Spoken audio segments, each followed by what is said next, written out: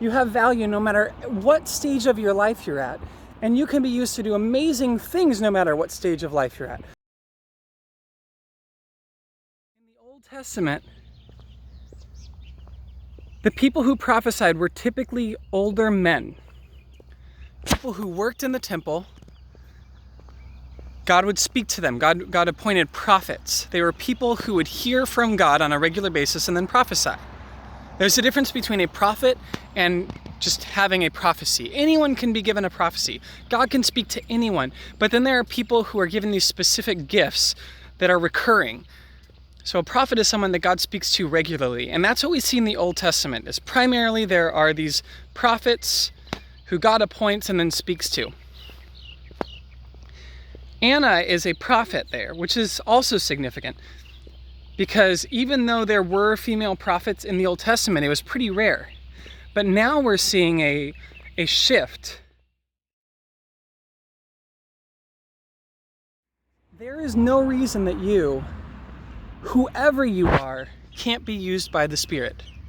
There is no reason, no matter your age or your sex or what you've done in your past, cannot be used by the Spirit to do amazing things. Just because you're not a pastor in a church or have a specific role doesn't mean you can't. And I think that's what we do, is we think maybe I'm not old enough, or well, I'm not a pastor, I haven't received training. No, the Spirit uses everyone. And at no point in your life is the Spirit going to say, oh, I'm done with you.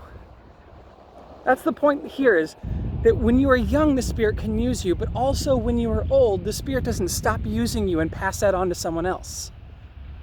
The Spirit is constantly bringing people up to be used, but then the Spirit keeps using you.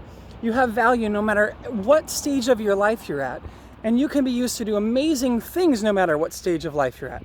All these people got to witness the birth of Jesus, the Son of God who came to save the world, and they're from all different stations of life.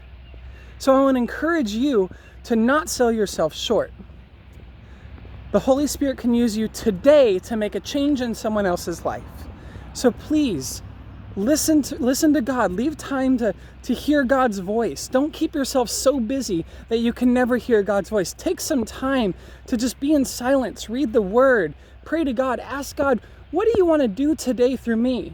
Because God can use you. God can do amazing things through you. He's waiting for you to just be willing to be used by Him. So please reach out to God today and ask God, here I am. What can I do for you? And see what God will do.